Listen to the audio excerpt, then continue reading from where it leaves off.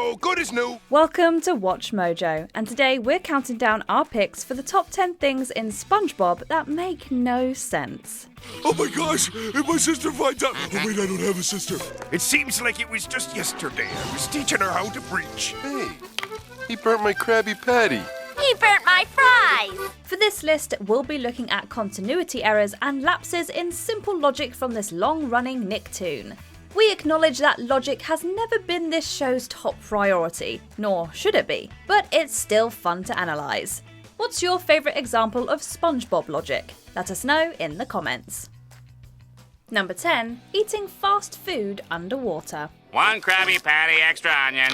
One crying Johnny coming up! SpongeBob spent his days firing up the grill and serving up hot Krabby Patties that sizzle in the customers' mouths. As you might have noticed, there are more than a few problems with that last sentence. Aside from not being able to operate a grill underwater, those patties should be soggy and falling apart. Yet, the Krabby Patty is a vision of perfection, except when Squidward's on cooking duties. Hey, he burnt my Krabby Patty. He burnt my fries! He burnt my shake! Speaking of which, we're not sure how you would burn a Krabby Patty, or fries, or a shake for that matter.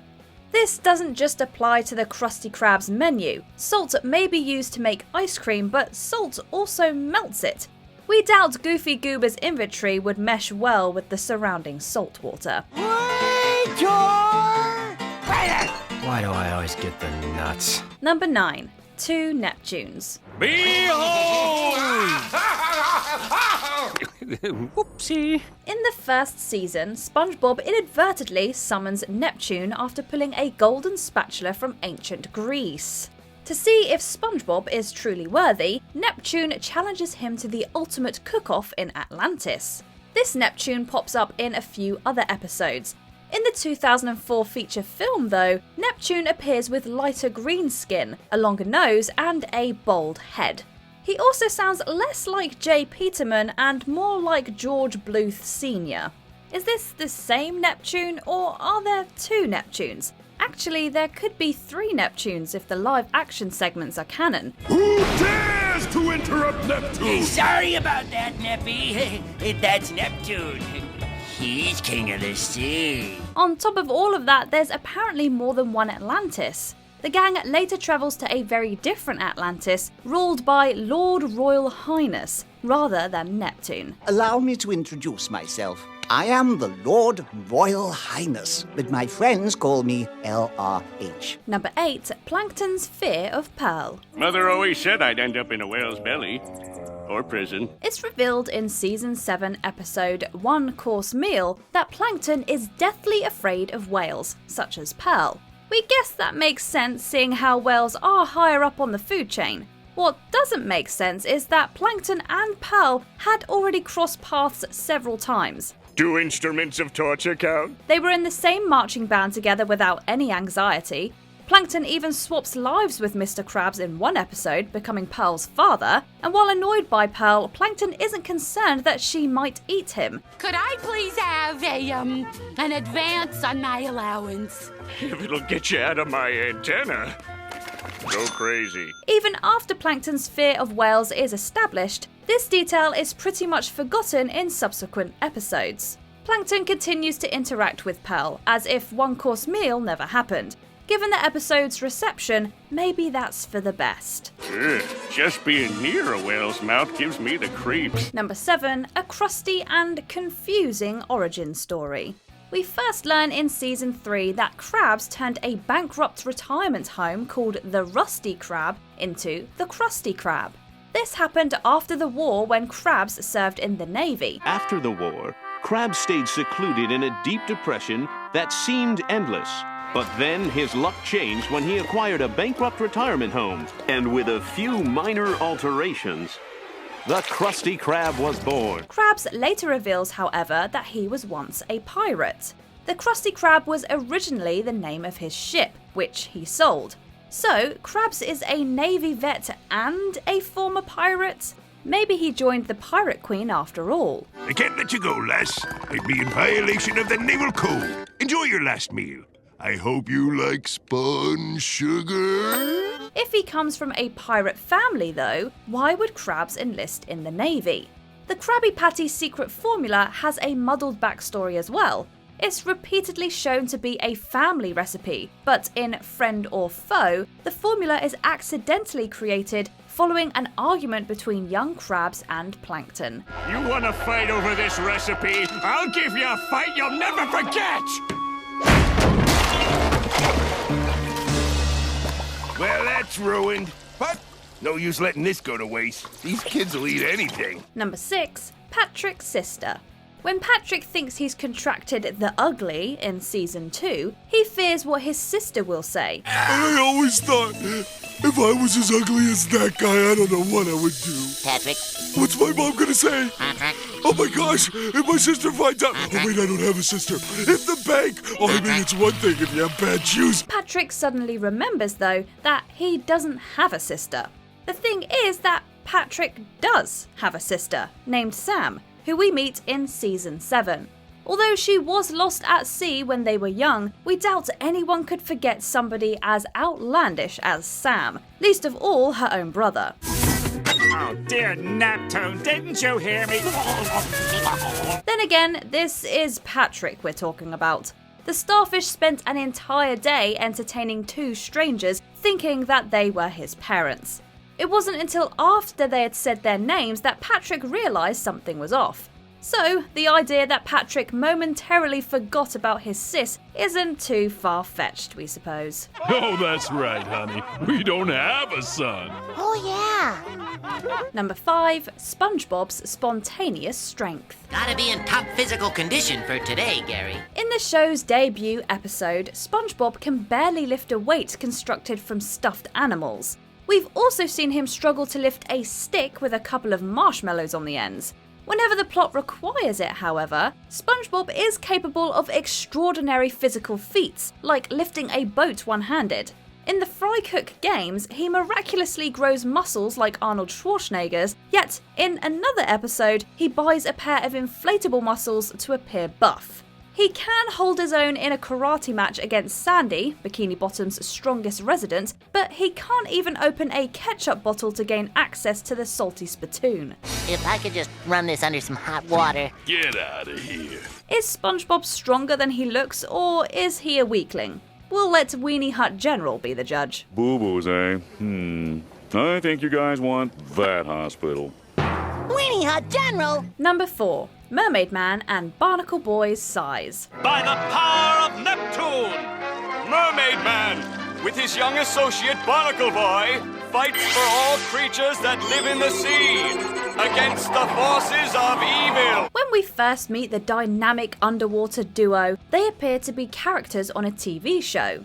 Later in the same episode, however, it's clarified that Mermaid Man and Barnacle Boy are real. What would the real Mermaid Man do? Why don't you ask him yourself?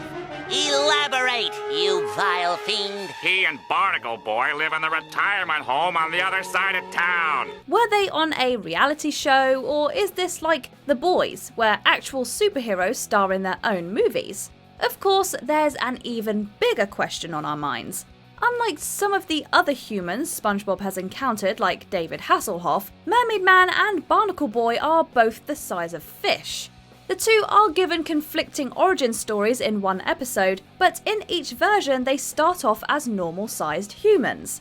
Well, maybe Mermaid Man used his belt to shrink themselves down to the size of sea creatures. Just tell him how to unshrink us! Oh yes, the unshrink ray. Let's see, did you set it to Wumbo? Number 3. Why isn't Goo Lagoon a condemned area? Hey, look! A cardboard box washed up on the beach. Holy fish paste! It's a guy! As surreal as an underwater beach sounds, there is some logic behind Goo Lagoon.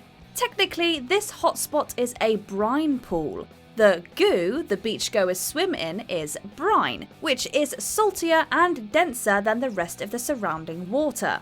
In one episode, SpongeBob and Patrick nearly drown in Goo Lagoon because they can't swim.